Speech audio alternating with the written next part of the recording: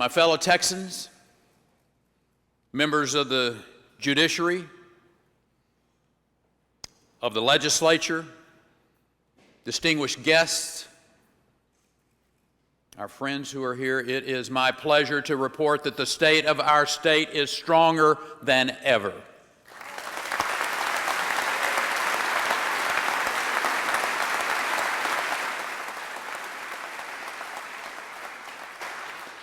We led the nation out of the recession and into recovery, remained the nation's prime destination for employers and job seekers alike, in classrooms, on assembly lines, in laboratories, on farms, and in office buildings. Hard-working Texans are today turning their dreams into realities. Those dreams can be as fundamental as supporting their family, creating better opportunities for their children, or they can be as elaborate as launching a new business, harnessing creativity and new technology to create something the world has never seen before. Big and small, dreams become reality in Texas. As real as the success Texans are building, it's you. It's you in this building, in this chamber, who have built the framework that makes it possible for those individuals to succeed. See, Texans have succeeded to the tune of more than 500,000 private sector jobs added over the last 2 years alone. A total of 1.4 million created in the private sector over the past 10 years. Now, there are those who insist our job creation stat doesn't mean much. Because they say we're only creating entry-level, low-paying jobs. The truth is we are creating all kinds of jobs, low-paying jobs, medium-paying jobs, high-paying jobs. We've created jobs in all three categories faster than the national rate over the last 10 years.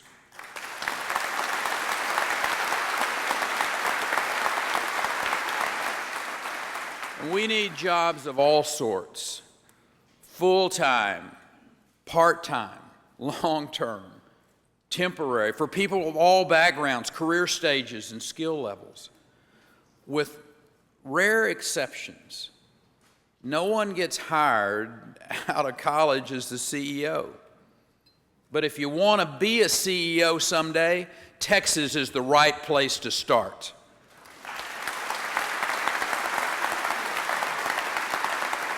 Our job numbers are more than statistics. They're real stories about hard-working people.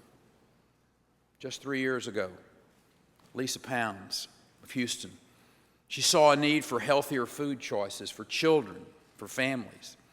So she left her job as a corporate insurance broker, started her own business. Today, Green Plate Kitchen is a thriving and growing company, employing 9 people, supporting numerous contractors and customers. Even companies that are well established see the wisdom, the value in choosing Texas.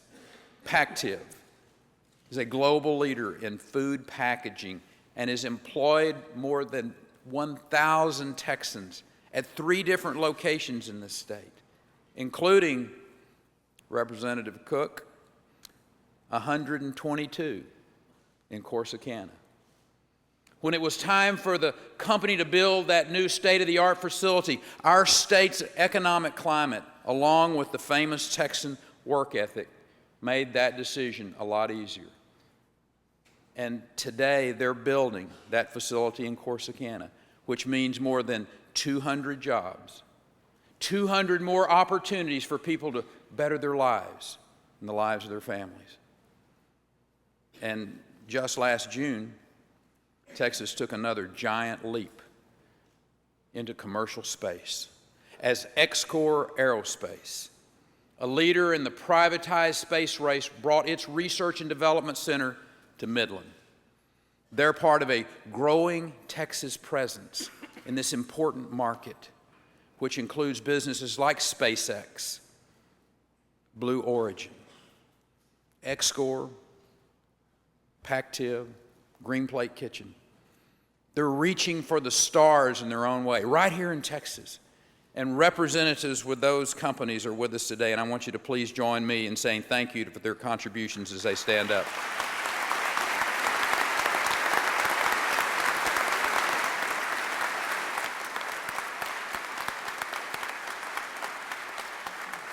So you multiply their stories by thousands, and you understand why what we're doing in Texas is working, and why it's so vitally important that we stay on this upward trajectory.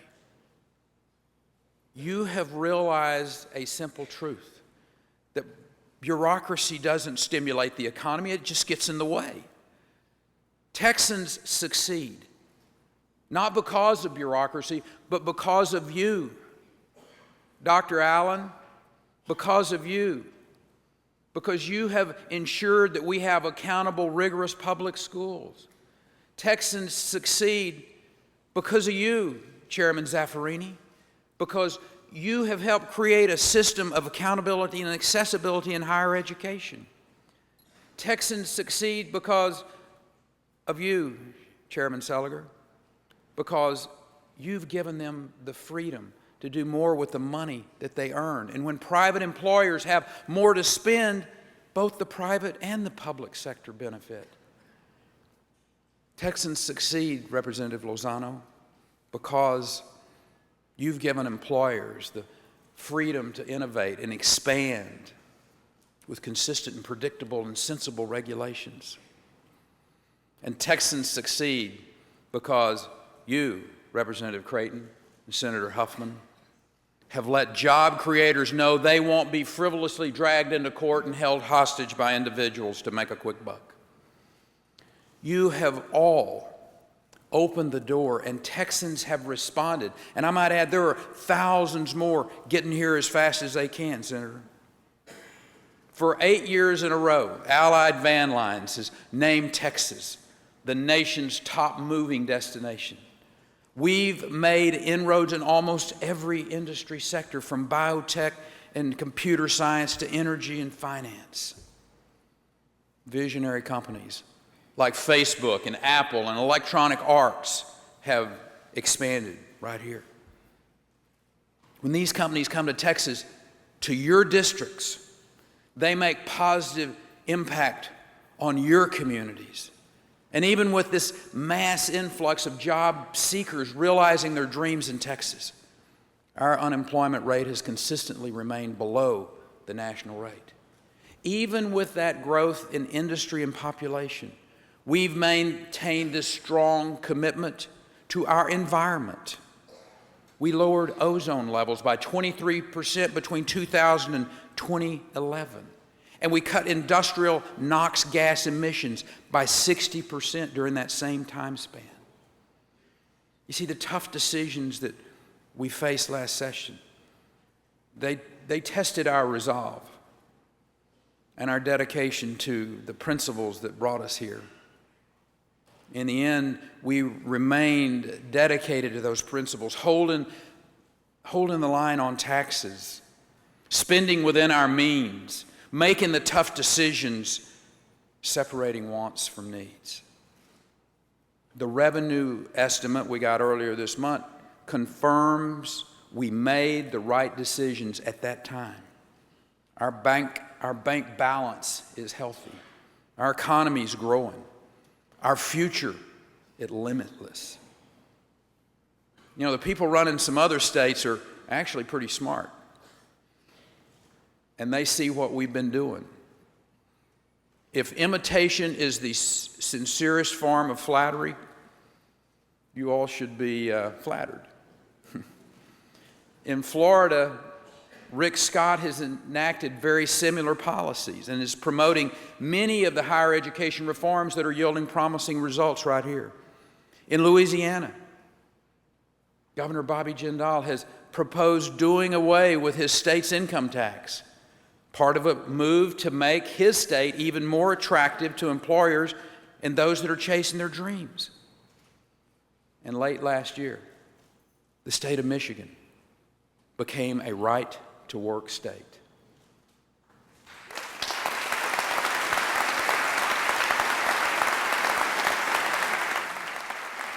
See, Commissioner, Other states are following our lead, and they're embracing the concept of vigorous competition. They're aggressively courting major employers. They're fostering their high-tech industries, and they're investing in their workforce.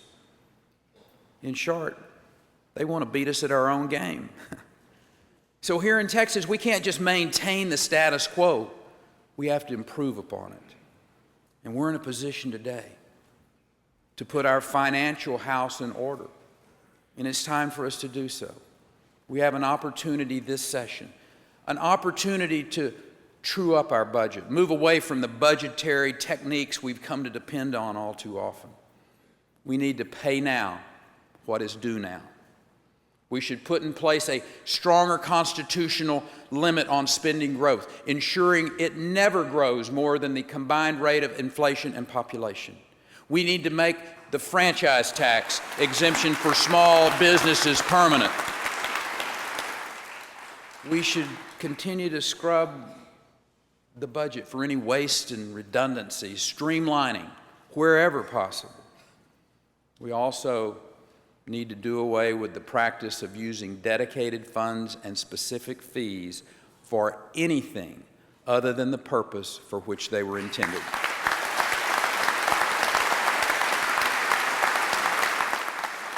If we don't need taxpayers' money for that purpose, let's not collect it at all. We've never bought into the notion that if you collect more, you need to spend more.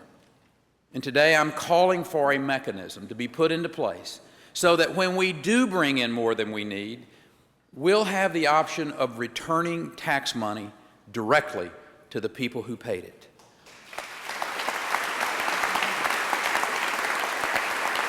See, currently that is not something our Constitution allows, and we need to fix that. Also, while Texas is a low-tax state, let's make the burden on Texans even lower. I know that's a goal that Chairman Hildebrand has. We've talked about this, Harvey, and you've been working towards that, and I thank you for that. In a legislative session where we can see billions of dollars still on the table after we've funded our services and met the needs of an ever-expanding population, I think providing tax relief of at least $1.8 billion over this biennium is a good place to start.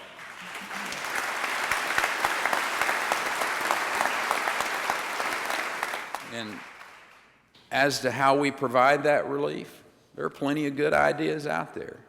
And that promises to be a very valuable conversation for us to engage in. And we want to hear more from the taxpayers themselves about how we run things here in Austin, Texas. My office, in fact, has built a website to get their feedback on tax cuts. You can find it at my main site, governor.texas.gov. Thank you, fellas.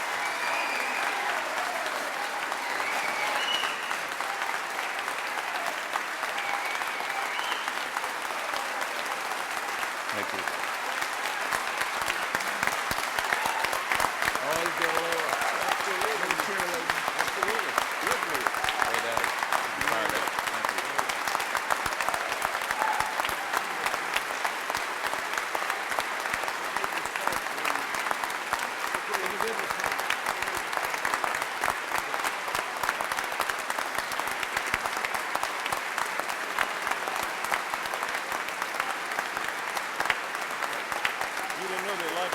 I did. Yeah.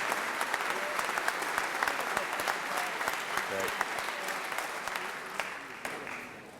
I didn't know there would be that much excitement about tax relief. But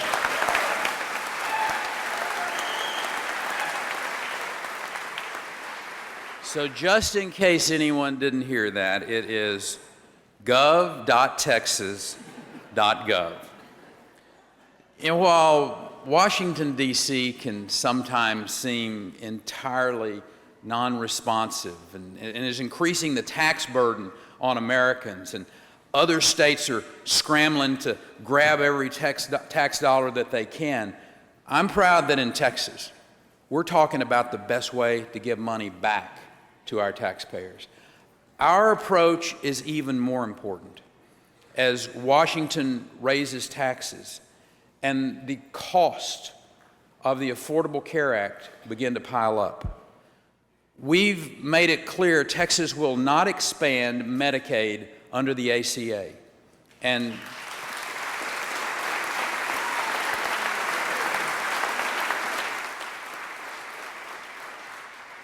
Chairwoman Colcourse can attest to this. We won't set up state exchanges either, as Chairman Nelson will attest to. Texas will not drive millions more into an unsustainable system, General, a system that will drive this state into bankruptcy. And we have not changed and will not change our position on that one iota.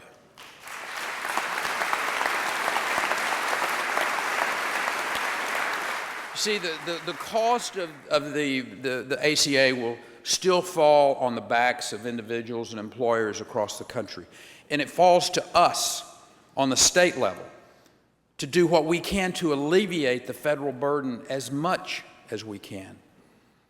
You know, time and time again, we've seen that when people keep their money, they invest it wisely and selflessly in things important to them. That's why Texas cultural arts community, for example, is thriving, even without unlimited amounts of federal and state money. The Dallas Arts District, the Museum of Fine Arts in Houston, the Bass Performing Hall in Fort Worth, that's just to name a few, have each brought in major amounts of tourism dollars and enriched countless lives. Our surging arts community are yet another reason so many people and employers are choosing to come to Texas. As our population expands and industries grow across our state, the demand is increasing upon the fundamental building blocks for our communities. That's the reason this session we need to deal with our state's infrastructure needs. We must particularly address our growing needs in water and transportation.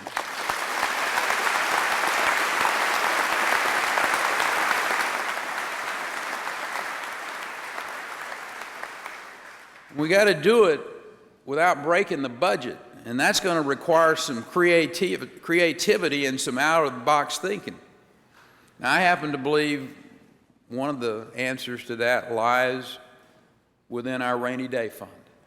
The rainy day fund was created to ensure we had a sufficient amount in reserve in case of disaster and to maintain Texas' strong credit rating.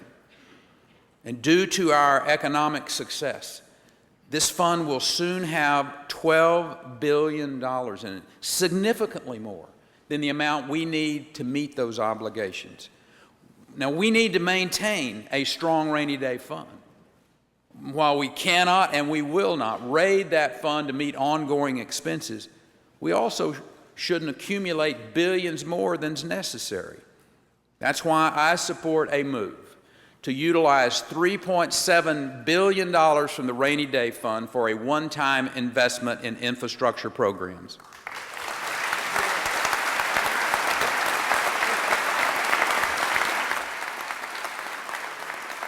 In addition to the rainy day fund investment, we also need to end the diversion of state highway fund appropriations, which will mean another $1.3 billion every biennium to build road construction and maintenance costs.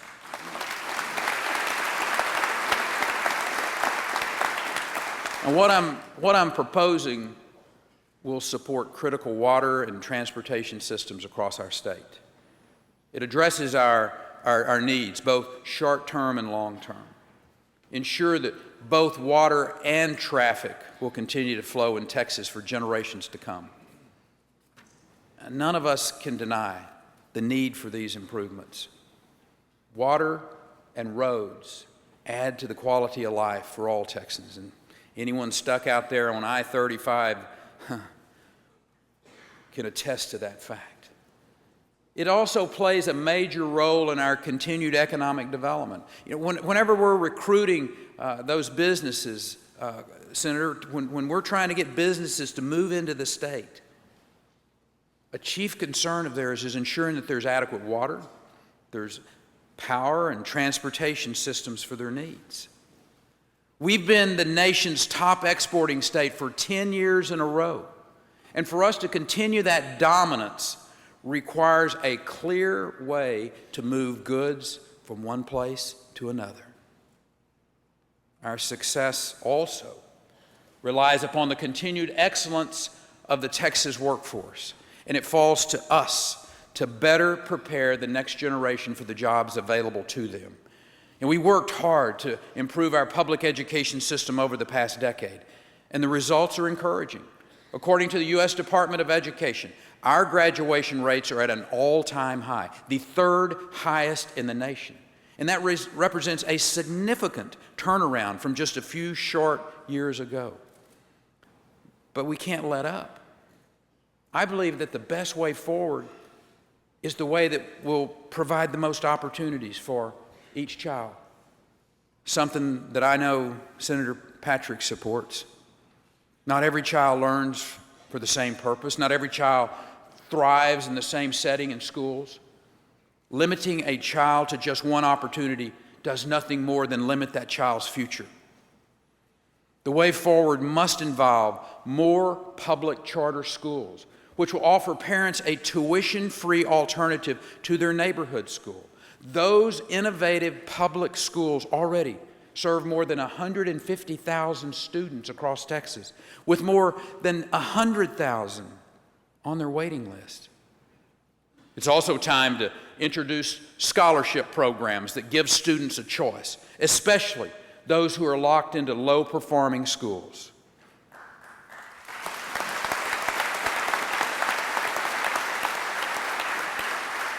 And of course, all of that has to be done in a fashion that continues to encourage teachers and administrators in our traditional schools to produce excellent students.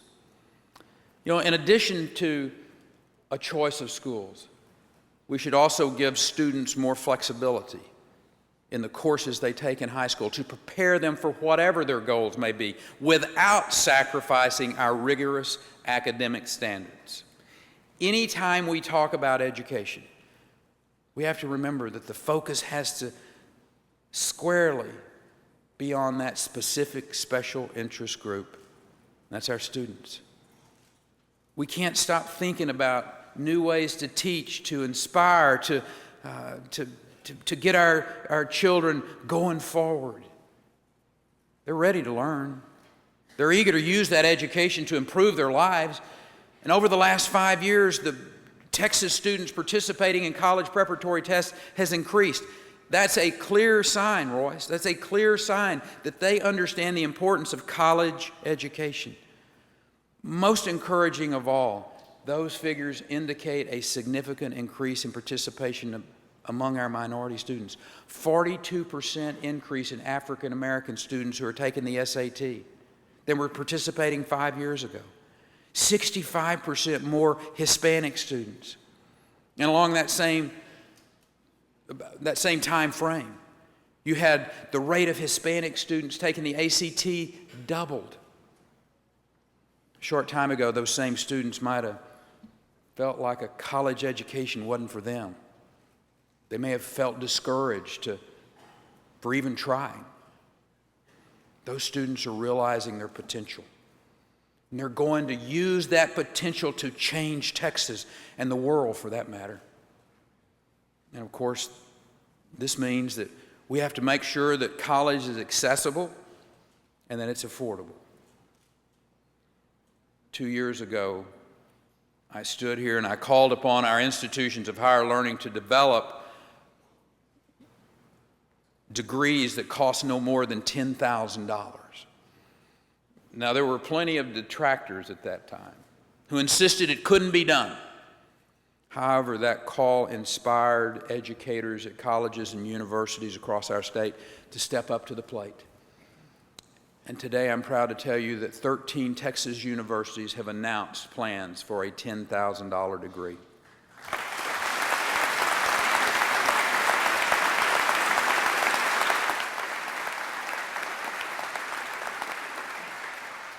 And I know some of those presidents of those universities and some of those innovators and educators are with us today, and I'd like for you to stand so that we can say thank you for having the courage to put that in place.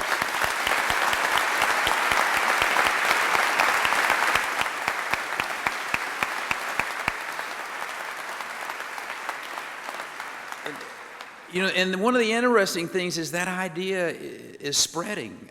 As I mentioned earlier, Florida is developing its own $10,000 degree program. And even California, yes, that California is taking a stab at making these programs commonplace. These are promising developments, but we must do everything we can to continue making higher education an achievable dream for all Texans. And to that end, I've called for a 4-year tuition freeze for incoming freshmen.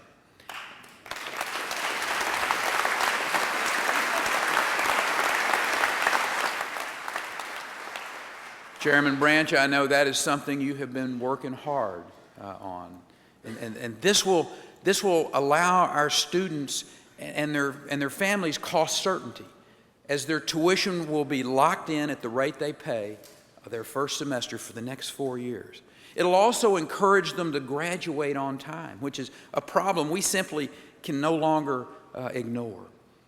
Currently, less than 30% of full-time students at our 4-year institutions graduate in 4 years.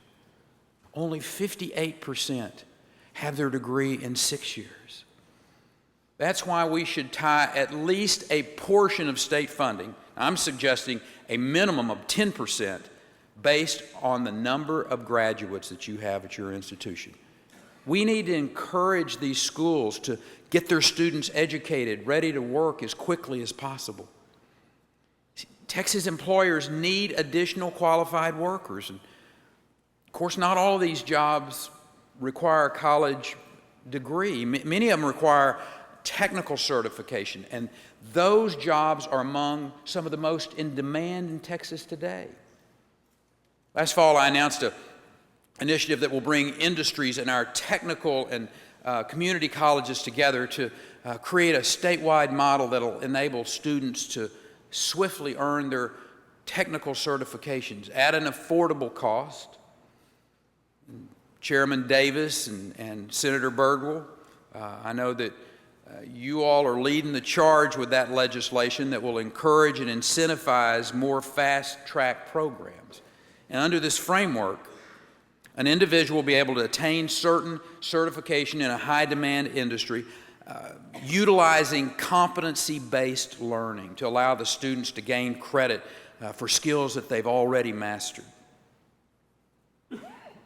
That's the type of innovative solutions that we need more of in the years to come. You see, it's the decisions that are made here, in this chamber, in this building, that are going to determine what Texas will look like 50 years from now. And an example of what I mean, let's take a look at how dramatically, how quickly things are changing in South Texas. We've committed to expanding and building roads in that region of the state, so businesses are finding it easier to transport goods. We've helped nurture and grow a major regional academic health center in Harlingen. We created the Irma Rangel College of Pharmacy in Kingsville, Eddie. Today, the students of South Texas are able to stay closer to home to earn their college degrees. This area of the state is critical to our state's future, and our investments in the children of South Texas will return to us 1,000-fold.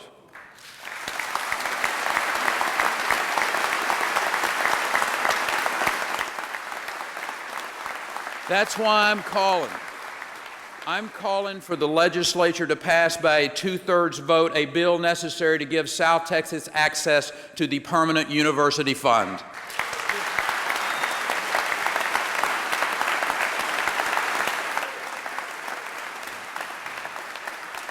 The changes in South Texas, in fact, the changes across our state, remind us that we're living in a fast-moving world and that we'll need to contribute substantially. And we're going to need contributions from everyone to keep up. I'm proud that Texas is a place where anyone can make a difference, regardless of where you're from or how you spell your last name. During his second inaugural address, President Obama called on us all to work together and do our part to secure a brighter future for America. Well, Mr. President, Texas stands ready to do our part.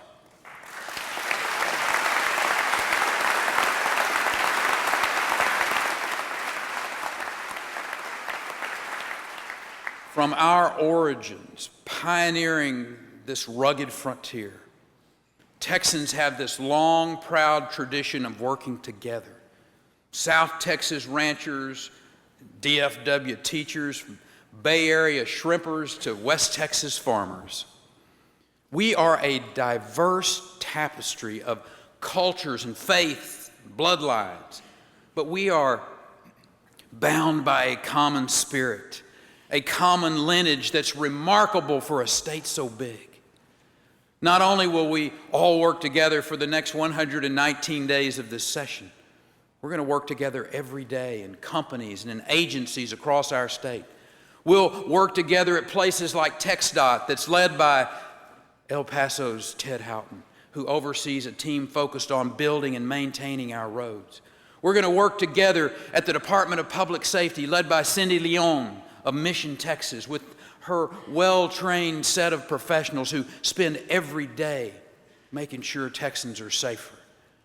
We'll work together at the Texas Education Agency, led by Arlington's Michael Williams, who has one of the most important jobs in Texas, educating our children for the challenges of the future. From these great chambers to the governor's office, to local offices in small towns across our state, we are all privileged to do our part to make a better Texas for all. Texas is not merely strong, but exceptional. We are a testament to the power of freedom, to the entrepreneurial spirit unleashed from government interference. We believe these ideals are sturdy enough and strong enough to advance any and all Texans, regardless of race, color, or creed. We embrace a can-do culture for every citizen willing to work hard and pursue a dream. Those ideals propel us forward as we stand as a national example that hard work can breed success, regardless of one's station in life. That freedom is the best antidote to poverty, and that each individual deserves to inherit a state of equality and opportunity. May the work that we do in these hallowed halls preserve opportunity for every Texan. Thank you, God bless you, and through you, may God continue to bless the great state of Texas.